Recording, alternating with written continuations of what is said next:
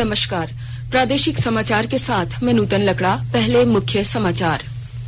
प्रधानमंत्री नरेंद्र मोदी ने राष्ट्र को one nation one gas grid योजना द्वारा स्वच्छ ऊर्जा प्रदान करने का आश्वासन दिया। मुख्यमंत्री हेमंत सोरेन ने आमजनों की परेशानियां सुनी, समस्याओं के निराकरण की दिशा में यथोचित कार्रवाई का आश्वासन दिया। सुरक्षा सलाहकार के विजय कुमार ने पश्चिमी सिंहभूम जिले में चल रहे नक्सल विरोधी अभियान की समीक्षा की और दुमका जिले में सड़क हादसे में 3 युवकों की मौत, देवघर में एक मकान से 3 युवकों का शव बरामद। और अब समाचार विस्तार से। कोविड-19 महामारी के खिलाफ देश एकजुट होकर लड़ रहा है।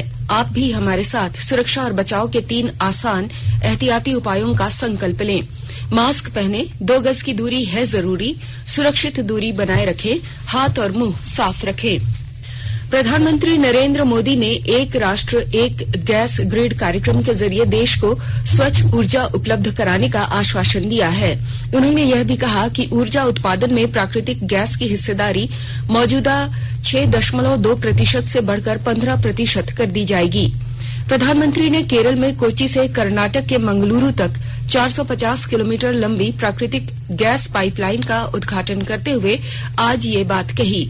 श्री मोदी ने कहा कि मौजूदा सरकार ने तेल और गैस क्षेत्र में तेजी से सुधार किए हैं, अक्षय ऊर्जा की पहुंच बेहतर की है और इस क्षेत्र की बुनियादी आवश्यकताएं तीव्रता से पूरी की है। प्रधानमंत्री ने कहा कि दोनों राज्यों के विकास को गति देने में इस पाइपलाइन की महत्वपूर्ण भूमिका होगी। Agenda is all inclusive. Since 2014, we have brought in various reforms across the oil and gas sector.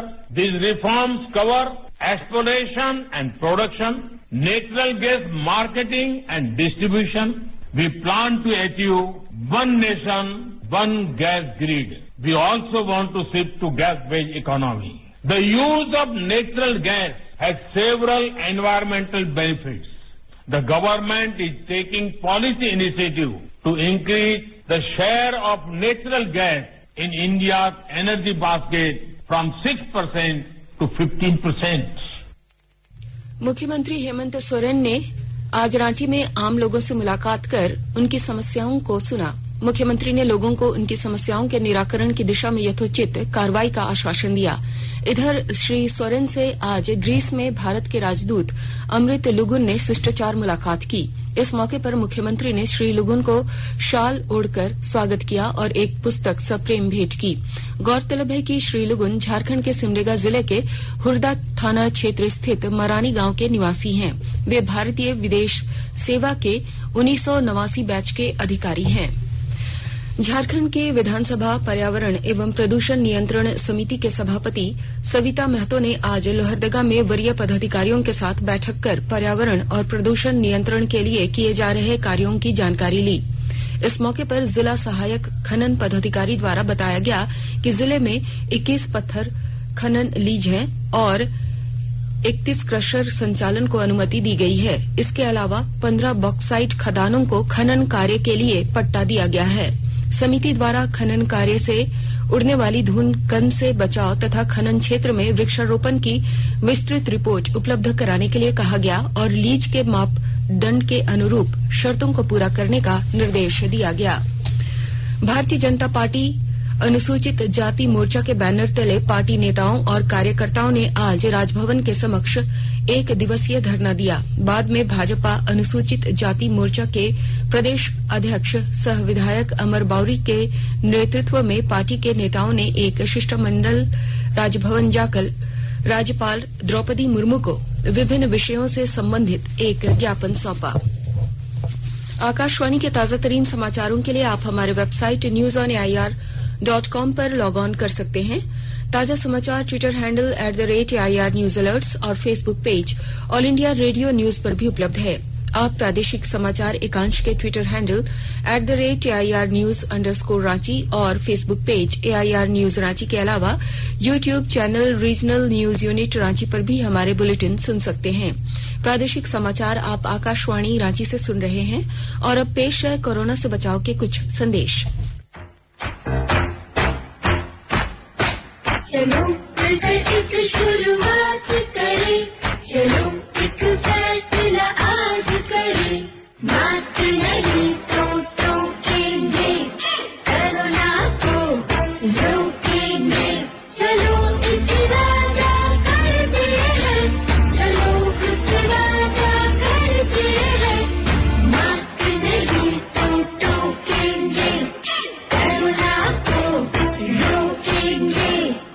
सरकार द्वारा जनहित में जारी।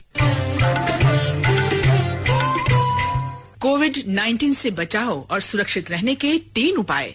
मास्क लगाएं, 2 गज दूरी है जरूरी, सुरक्षित दूरी रखें, हाथ और मुंह साफ रखें। केंद्रीय गृह मंत्रालय के वरीय सुरक्षा सलाहकार के विजय कुमार ने आज पश्चिमी सिंहभूम जिले में चल रहे नक्सल विरोधी अभियानों की समीक्षा की। इस दौरान उन्होंने जिला पुलिस और सीआरपीएफ के वरीय अधिकारियों के साथ बैठक कर अभियानों की रणनीतिक पहलुओं पर विचार विमर्श किया। श्री विजय कुमार ने बाद में मीडिया से कहा कि नक्सलियों के खिलाफ चलाए जा रहे अभियानों में और तेजी लाई जाएगी। खूंटी प्रखंड कार्यालय परिसर में आज समाज कल्याण विभाग की ओर से पेंशन अदालत का आयोजन किया गया।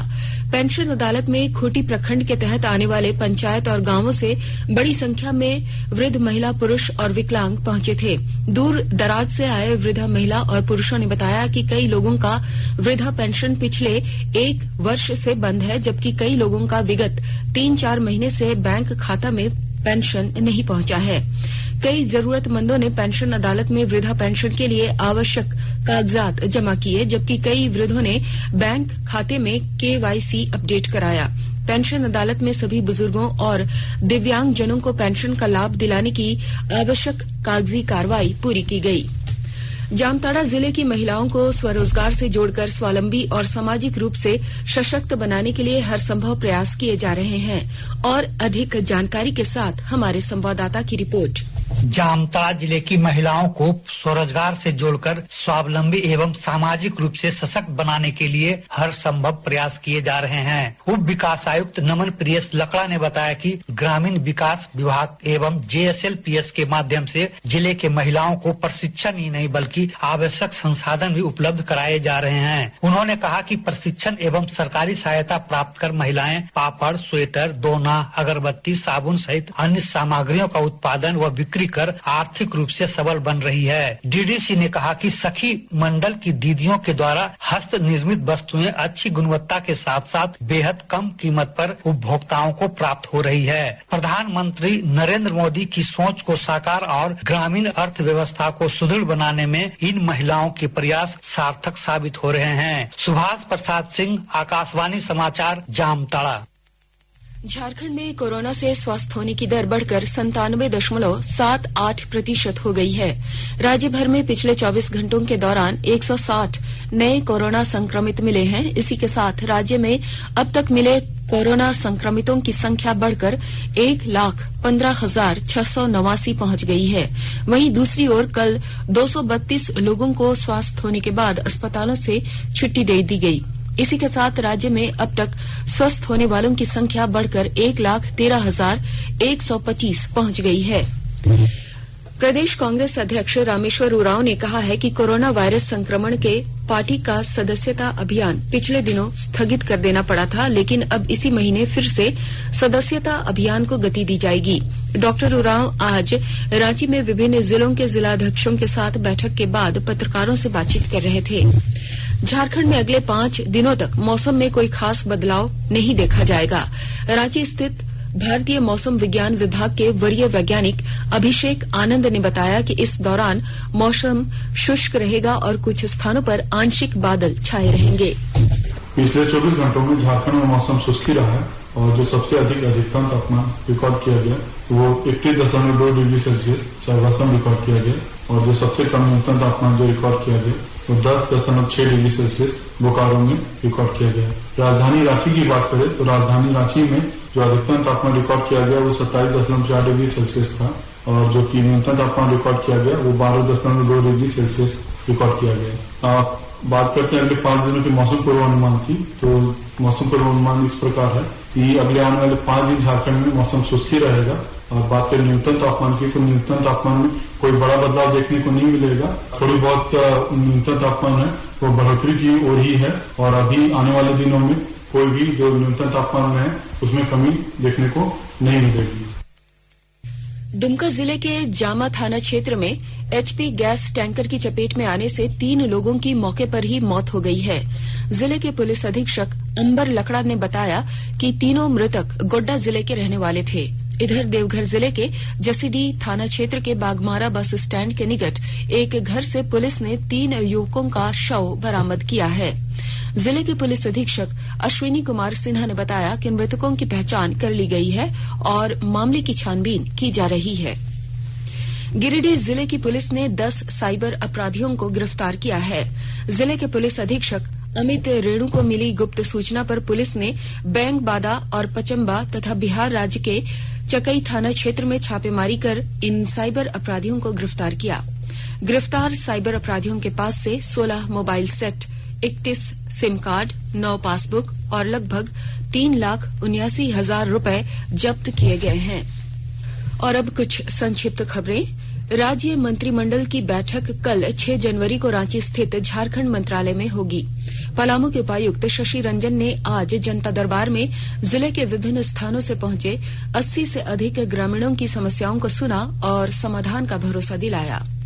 कोडरमा जिले के सतगावा में पुलिस ने एक स्कॉर्पियो से भारी मात्रा में अवैध अंग्रेजी शराब बरामद की। धनबाद के उपायुक्त सह झरिया पुनर्वास एवं विकास प्राधिकार के प्रबंध निदेशक के निर्देश पर बेलगड़िया स्थित झरिया बिहार में विस्थापितों को चिकित्सा सुविधा उपलब्ध कराने के लिए शीघ्र ही वहां ओपीडी सहित अन्य स्वास्थ्य सुविधाएं मुहैया कराई जाएंगी। गोड्डा जिले के बोआरीजोर थाना क्षेत्र के मेघी पंचायत में 1 जनवरी की रात हुई महिला ग्राम प्रधान की हत्या के मामले में पुलिस ने आरोपियों को गिरफ्तार कर लिया है। साहिबगंज जिले के बरहेट थाना क्षेत्र में आज शाम एक सवारी गाड़ी पलटने से एक यात्री की मौत हो गई। रामगढ़ के उपायुक्त संदीप कुमार ने आज डायन प्रथा उन्मूलन के उद्देश्य से एक जागरूकता वाहन को हरी झंडी दिखाकर रवाना किया। कोविड-19 वैक्सीनेशन की तैयारी रांची जिले में जारी है। जिले के सभी प्रखंडों में वैक्सीनेशन के लिए करीब 10-10 वैक्सीनेशन सेंटर बनाए जाएंगे। जिले के उपायुक्त छवि रंजन ने वैक्सीनेशन से संबंधित तैयारियों की समीक्षा करते हुए आज यह दिशा निर्देश दिए। बैठक में संबंधित पदाधिकारियों को बताया गया कि एक वैक्सीनेशन सेंटर में 5 लोगों की टीम होगी। इनमें 4 वैक्सीनेशन ऑफिसर और 1 वैक्सीनेटर होगा। सेंटर पर आने वाले लाभार्थियों का वैक्सीनेशन करने के बाद कोविन एप्लीकेशन पर उनके रिकॉर्ड की एंट्री की जाएगी। वैक्सीनेशन सेंटर पर आने वाले लाभार्थियों की पहचान फोटो युक्त पहचान पत्र से की जाएगी। टीम फॉर्मेशन को लेकर सभी पदाधिकारियों को आवश्यक दिशा निर्देश दिए गए हैं। इसके अलावा वैक्सीनेशन सेंटर पर लॉजिस्टिक शौचालय की व्यवस्था, पानी, बिजली, इंटरनेट कनेक्टिविटी, वेंटिलेशन, एम्बुलेंस की व्यवस्था आदि को लेकर भी संबंधित पदाधिकारियों को विस्तार से जानकारी दी गई। और अब अंत में मुख्य समाचार एक बार फिर। प्रधानमंत्री नरेंद्र मोदी ने राष्ट्र को one nation one gas grid योजना के द्वारा स्वच्छ ऊर्जा प्रदान कराने का आश्वासन दिया। मुख्यमंत्री हेमंत सोरेन ने आम जनों की परेशानियां सुनी, समस्याओं के निराकरण की दिशा में यथोचित कार्रवाई का आश्वासन दिया। सुरक्षा सलाहकार के विजय कुमार ने पश्चिमी सिंहभूम जिले में चल रहे नक्सल विरोधी अभियान की समीक्षा की और दुमका जिले में सड़क हादसे में 3 युवकों की मौत, देवघर में एक मकान से 3 युवकों का शव बरामद। इसके साथ ही आकाशवाणी रांची से प्रादेशिक समाचार का ये बुलेटिन समाप्त हुआ। नमस्कार। घर में रहिए, सुरक्षित रहिए और सुनते रहिए आकाशवाणी।